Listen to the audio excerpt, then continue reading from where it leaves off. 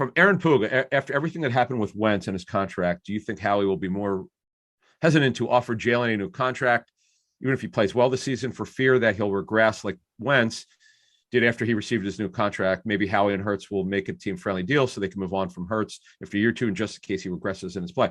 Well, Aaron, we talked about his contract on that show last week when we looked at the potential of extending his contract after this season, what it would look like. Yeah, I mean, you could do a 2-year, $60 million deal where the base of that deal will be $30 million if they extend it. But to even extend it, he has to play well. They're not into just handing contracts out because you like somebody. They got to earn it.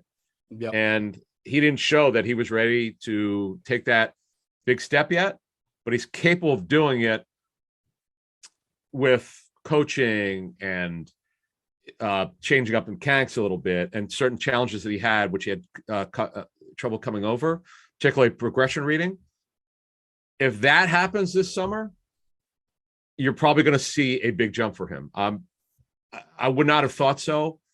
Certain times last season where I go, wow, he looks so bad. Sometimes you wonder if they'll bench him. They wouldn't, because they want to see it out with him. And then he'd bounce back. He'd have a good game. But to move this forward here, if he plays well enough, their history is that they extend players early. I mean, could you see something like that?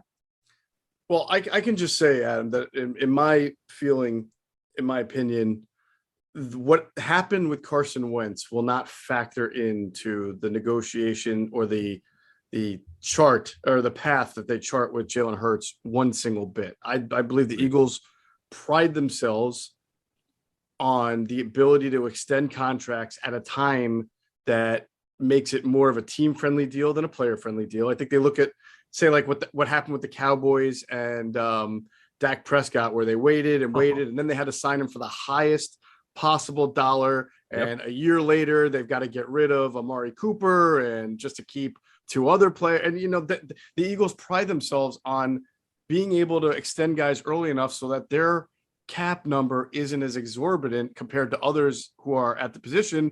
And they understand that every once in a while, you're going to make a deal that backfires on you. That's just part of the risk of business, but you don't let the one outlier impact what has generally been a good philosophy for years.